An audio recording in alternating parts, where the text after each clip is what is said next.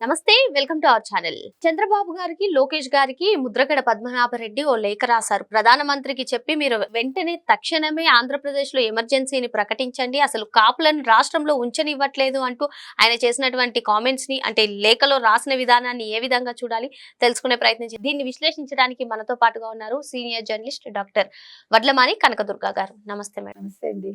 ముద్రగడ పద్మనాభరెడ్డి ఈ రోజు ఓ లేఖ రాశారు మేడం, చంద్రబాబు నాయుడు గారికి, అదే విధంగా లోకేష్ గారికి. అసలు ఆంధ్రప్రదేశ్ లో కాపులను ఉంచట్లేదు, ఎప్పటికెప్పుడు కాపుల మీద ఈ విధంగానే చంద్రబాబు నాయుడు గారు పగ తీర్చుకుంటున్నారు అన్నట్టుగా కూడా కామెంట్స్ చేశారు. మరి పిఎం కి చెప్పి వెంటనే ఎమర్జెన్సీని ప్రకటించాలని కూడా ఆయన ఆ లేఖలో పేర్కొన్నట్టుగా కూడా తెలుస్తుంది. ఏ విధంగా చూడాలంటారు ఈ కామెంట్స్ అన్నిటిని? ఇక్కడ రెండు అంశాలండి నాకు అర్థం కానిది ఏంటంటే, అసలు కాపుల తరఫున మాట్లాడటానికి పద్మనాభరెడ్డి ఎవరు? అసలు ఆయనకి ఏ రకంగా ఆయనకి హక్కు ఉంది?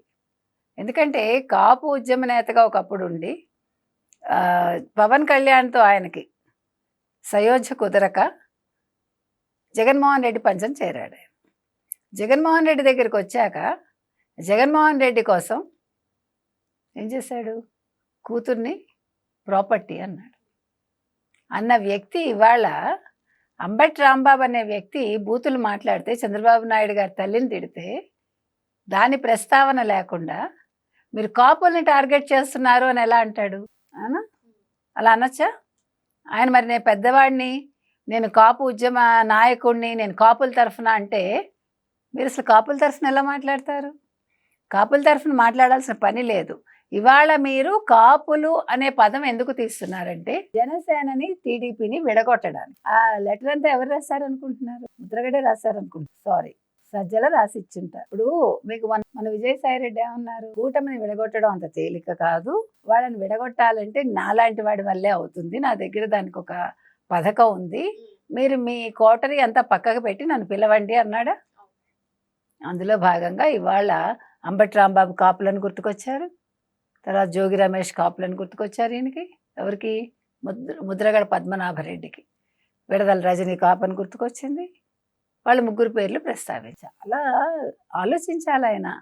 ఇప్పుడు ఎంత మనకి ఒక వ్యక్తితోటి మనం, అంటే ఏ రకమైన బంధమో మనకు తెలియదు, అది కూతుర్నే వద్దనుకున్న పెద్ద మనిషి ఈ రకంగా మాట్లాడటం అనేది వినటానికి కూడా బాగాలేదు. ఆయన వయసుకి మర్యాద ఇచ్చి మాట్లాడుతున్నాం తప్ప ఆయనకు మెదడు ఎక్కడుంది అనేది ఒక డౌట్ మనకు వస్తుంది. ఇప్పుడు అంబటి రాంబాబుని అరెస్ట్ చేస్తే కుల రాజకీయం, అంటే కులాన్ని ప్రస్తావించడం ఏ విధంగా అసలు ఏ విధంగా? అదే నేను అడుగుతున్నా.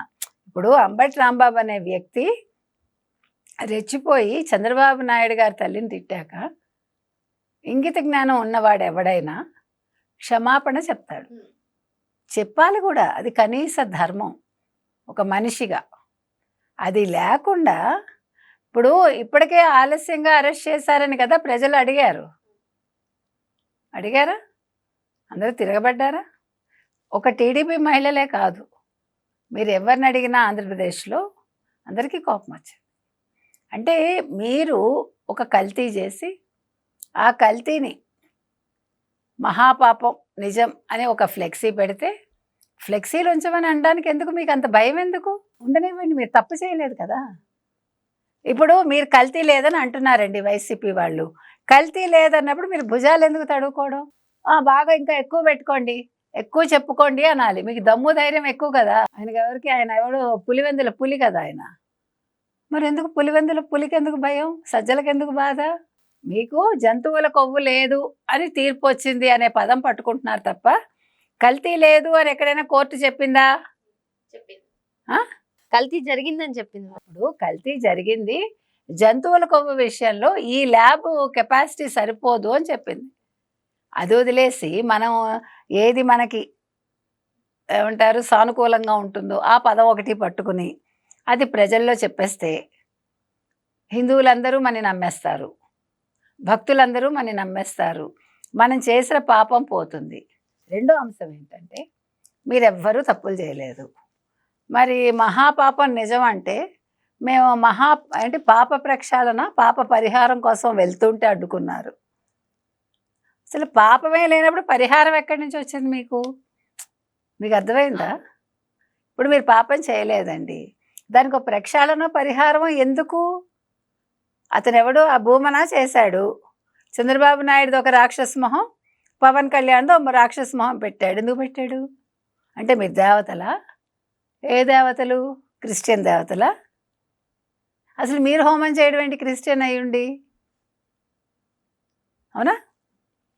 అందుకని నేను అనేది ఏంటంటే ఇవాళ అసలు వీళ్ళందరికీ ఎందుకు ఇంత బాధ వచ్చేస్తుంది? సజ్జలు అందరూ చెప్పాలి. వీళ్ళు చూడండి ఎంత టాక్టిక్స్ అంటే, వైసీపీ దగ్గర ఉన్న టాక్టిక్స్ ఏంటంటే ఇవాళ మీరు ఏది మాట్లాడతారో 10 మంది అదే ప్రెస్ మీట్లు పెట్టి అదే మాట్లాడతారు.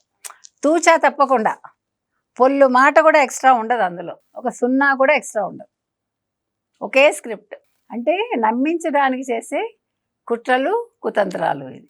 అందుకని ఇవాళ ముద్రగడ అంటాడు ఆయన, నేను కాపు ఉద్యమ నేతని, మీరేమో ఏంటి కాపుల్ని అణగదొక్కేయాలని చూస్తున్నారు. సారీ ముద్రగడ గారు, మీకు ఆ అర్హత లేదు.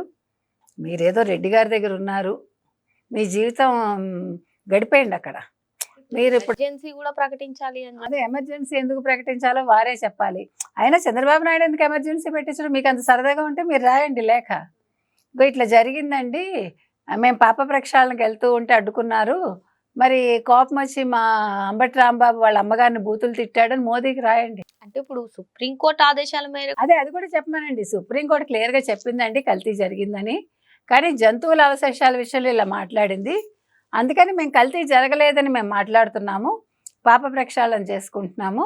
కానీ అంబటి గారు వాళ్ళ అమ్మగారిని తిడితే ప్రజలు ఆగ్రహించారు, అందుకని మేము ఇప్పుడు తిరగబడుతున్నాము, నేను కాపు ఉద్యమ నేతగా మాట్లాడుతున్నాను, మీరు వెంటనే ఎమర్జెన్సీ పెట్టించండి అని రాయమనండి. వదిలిపోతుంది. అప్పుడు ఎవరికి ఎమర్జెన్సీ పెట్టించాలో, ఎవరిని జైల్లో వెయ్యాలో, జగన్మోహన్ రెడ్డిని వెంటనే జైల్లో వెయ్యాలో అక్కర్లేదో అన్నీ కూడా ఆయనే తేలుస్తారు. ఎందుకంటే వీళ్ళకి అంత సరదాగా ఉంది కదా. ఇప్పుడు కూతుర్నే వద్దనుకున్న వాడికి ఇంకా కాపు ఉద్యమం ఏంటి? నీ కాపు ఉద్యమమే కావాలనుకుంటే అసలు వైసీపీ పంచన ఎందుకు చేరావు నువ్వు? ఇప్పుడు ఇవన్నీ ప్రశ్నలే కదా. నీ కొడుకు ఏదో పదవి ఇస్తా అన్నారు, మీకేదో ఇస్తా ఉన్నారు, ఏమి ఇచ్చారో ఏం పుచ్చుకున్నారో మీకు వాళ్ళకి తెలియాలి. ఇవాళ తగుదనమ్మా అని వచ్చి ఇవాళ ఎందుకు మాట్లాడుతున్నారు? ఇదే ముద్రగడ మొన్న లేచి నిద్ర, మొన్న రాంబాబు తరఫున ఈయన క్షమాపణ చెప్పుంటే మహిళలందరికీ, అప్పుడు ఇవాళ మాట్లాడే అర్హత వచ్చేది ఆయనకి. పైగా పవన్ కళ్యాణ్ వల్ల మీరు నెగ్గారు, కాపులందరూ మీకు ఓట్లు వేశారు పవన్ కళ్యాణ్ మంచితనం చూసి. ఉండొచ్చు. ఇప్పుడు అందరు కాపులు పవన్ కళ్యాణ్ వైపు ఉండరు, అందరు కాపులు టీడీపీ వైపు ఉండకుండా ఉండరు. నిజంగా కాపులందరూ పవన్ కళ్యాణ్ వైపు ఉండుంటే ఫస్ట్ టైం నెగ్గి ఉండాలి కదా. ఒక సీట్ కూడా నెగ్గలేదు. కూటమిలో ఉన్నారు కాబట్టి నెగ్గారు. ఇది ఇచ్చిపుచ్చుకోవటం అంతే. అవునా? ఇప్పుడు పవన్ కళ్యాణ్ చంద్రబాబు గారి నాయకత్వాన్ని నమ్మారు, చంద్రబాబు నాయుడు గారు పవన్ కళ్యాణ్ నమ్మారు, ప్రజలు నమ్మారు. అందుకని ఇక్కడ గొప్పతనం ఎవరిది అనే క్వశ్చనే అక్కర్లా. ఇక్కడ మీరు గొప్ప నేను గొప్ప అని కాకుండా మనం ప్రజల కోసం కలిసి పని చేస్తున్నాము, చెయ్యాలి అనే ఒక్క మాటతోటి వాళ్ళు ముందుకెళ్తున్నారు. కాబట్టి మీరు ఇవాళ విచ్ఛిన్నం చేయడానికి మీరు మాట్లాడొద్దు. ఎవరు? ముద్రగడ. మీకు అర్థమైందా? ఇవాళ కాపుల్లో చీలిక తేవటానికి ఆయన ప్రయత్నిస్తున్నాడు. అంటే మొన్న మనం విజయసాయిరెడ్డి చెప్పింది ఇక్కడ అప్లికబుల్. అంటే ముద్రగడని వాడుకుని కాపు ఓట్లు చీల్చాలని. కానీ కాపులు తెలివి తక్కువ వాళ్ళు కాదు, మనం ఎప్పుడూ చెప్తాం. కాపులు చాలా తెలివైన వాళ్ళు, వాళ్ళ కమ్యూనిటీ చాలా పెద్దది, వాళ్ళకి తెలిసి ఏం చేయాలో ఏం చేయకూడదు. వాళ్ళు నమ్మి ఉంటే ముద్రగడని, ఇవాళ ముద్రగడ అనే వ్యక్తి వైసీపీలో ఎందుకుంటాడు? ఆయన అందరూ మొత్తం ఓటర్లందరూ ఆయన వైపు ఉండేవాళ్ళుగా, మన పవన్ కళ్యాణ్ మాట విని ఉండరుగా. నిజంగా ఆయన ఒక నాయకుడు అయ్యుండి ఆయన కాపుల కోసమే పనిచేశాడబ్బా, పని చేస్తున్నాడు. గతం గురించి వదిలేయండి, వర్తమానంలో చేస్తూ ఉంటే ఇవాళ అసలు ఆయన ఈ మాట మాట్లాడే అవసరం వచ్చి ఉండదుగా. దీన్ని బట్టి కాపులు ఎవరి వైపు ఉన్నారో అర్థమవుతుందిగా. ఇప్పుడు మీరు కులాల చిచ్చు పెట్టద్దు ఆంధ్రాలో, అవసరం లేదు. ఇప్పుడు ఏడనర్థం తర్వాత ఆయన పాదయాత్ర కోసం మీరు ఇప్పటి నుంచి కులాల చిచ్చు, మతాల చిచ్చు తీసుకొచ్చి, లేదు ఆడవాళ్ళని బూతులు తిట్టి మీరు మళ్ళీ ప్రజల్లో కూడా రాలేరు. అది గుర్తుపెట్టుకోండి. మీ వయసుకు మర్యాద ఉంది, ఆ మర్యాద ఉంచుకోండి అంతే. సరే, ఇంక అయిపోయింది మీది, రాజకీయంగా మీ జీవితం అయిపోయింది. మీ ఆరోగ్యం కాపాడుకుని ప్రశాంతంగా మీ శేష జీవితాన్ని గడపండి అని మనం చెప్తున్నాం. మరో అంశంతో మళ్ళీ కలుద్దాం. Thank you madam.